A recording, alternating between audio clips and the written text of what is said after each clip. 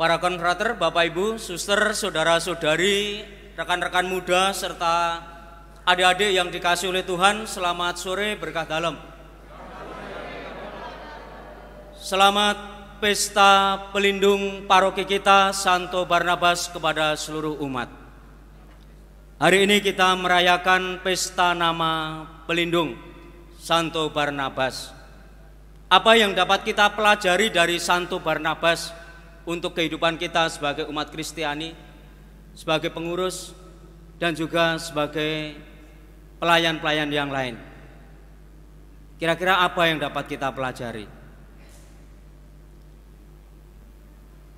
Barnabas itu nama aslinya Yusuf, lalu sama para rasul yang lain diberi nama anak penghiburan. Itu nama Santo Barnabas, itu dijuluki juga anak penghiburan. Nah, situasi saat ini kehadiran sang penghibur itu menjadi sungguh dinantikan, menjadi sangat relevan. Terutama setelah kurang lebih 2 tahun kita berada dalam situasi pandemi, di mana orang takut, di mana orang hidup dalam ketegangan-ketegangan. Kita diajak hadir seperti Barnabas untuk memberikan penghiburan satu sama lain, untuk menguatkan, untuk meneguhkan. Di mana situasi tidak menentu membuat orang takut, membuat orang gelisah, membuat orang was-was, dan juga membuat orang tertekan di dalam hidupnya. Maka dengan kehadiran seorang penghibur, saya harapkan kita semua bisa tampil menjadi pribadi-pribadi penghibur, meneguhkan, menguatkan satu sama lain, dan juga menimbulkan semangat untuk hidup kembali bagi saudara-saudari kita, orang-orang yang kita jumpai. Lalu yang kedua, ciri khas Barnabas adalah dia seorang pelayan yang menjual ladangnya atau menjual harta miliknya, lalu diserahkan kepada para rasul untuk menunjang pelayanan para rasul. Ini sesuatu yang sungguh luar biasa dalam pribadi Santo Barnabas. Ada pengorbanan diri, mengorbankan harta miliknya untuk perkembangan hidup bersama. Jadi harta milik bukan hanya untuk dirinya sendiri, tetapi diberikan, dibagikan untuk yang lain demi pelayanan-pelayanan yang lebih baik. Maka perlunya sebuah dukungan, bukan hanya pemikiran, tetapi juga doa, derma, dan juga dana. Disitulah akhirnya para rasul bisa melaksanakan karyanya. Lalu yang ketiga, Barnabas adalah pribadi yang penuh dengan Roh Kudus.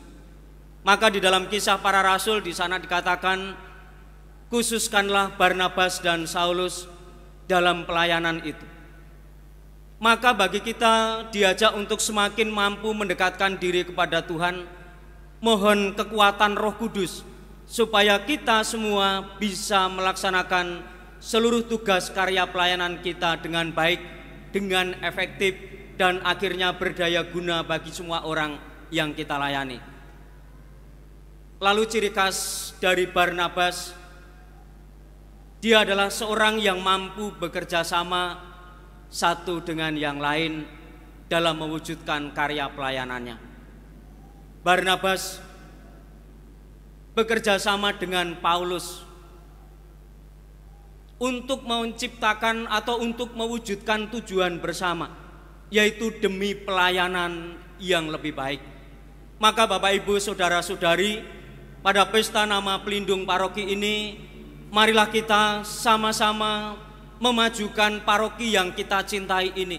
Kita bersinergi, bersatu padu untuk mewujudkan impian dan harapan bersama.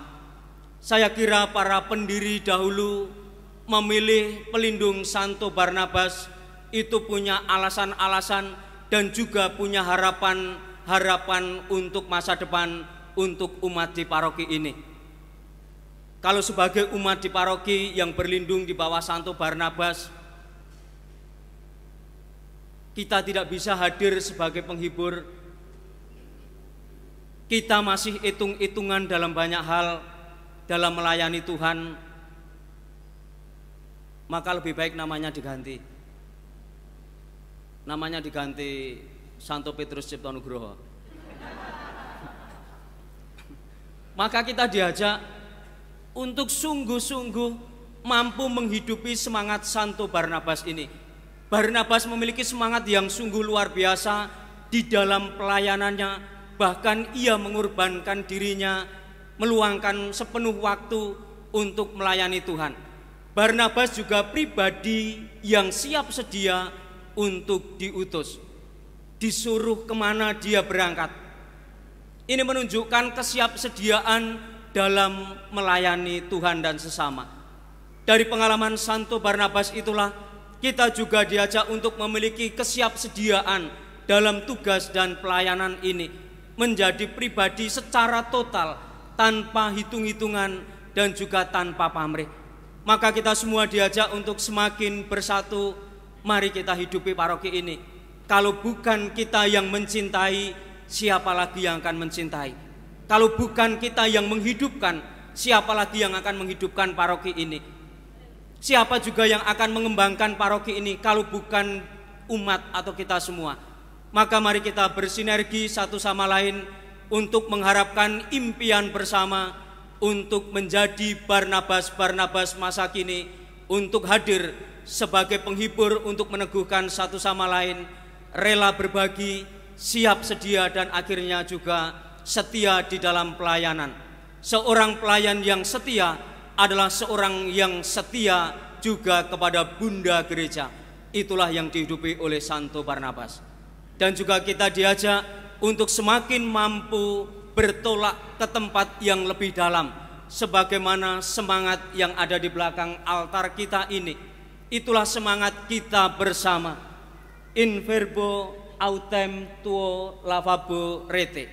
Tuhan, karena Engkau menyuruhnya, maka aku menebarkan juga.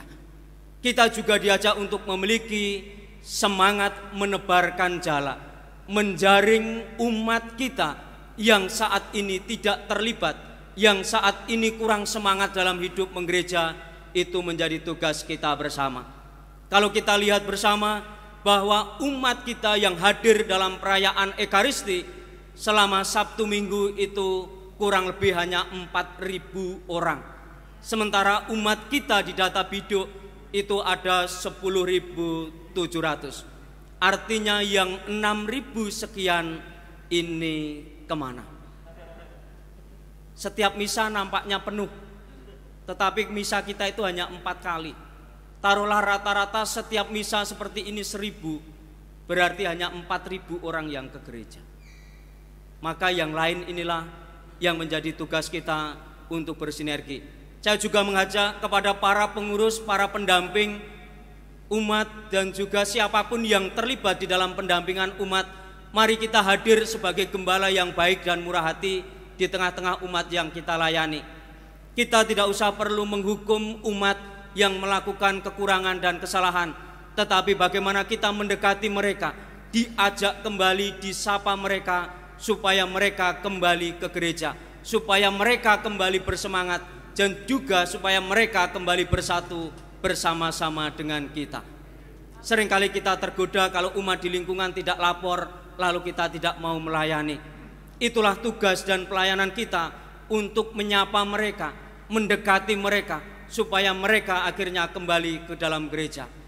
Semoga bacaan hari ini dan juga secara khusus pada pesta pelindung paroki ini, kita memiliki semangat yang sama untuk menghidupi semangat Santo Barnabas dalam hidup, tugas, dan juga karya pelayanan kita.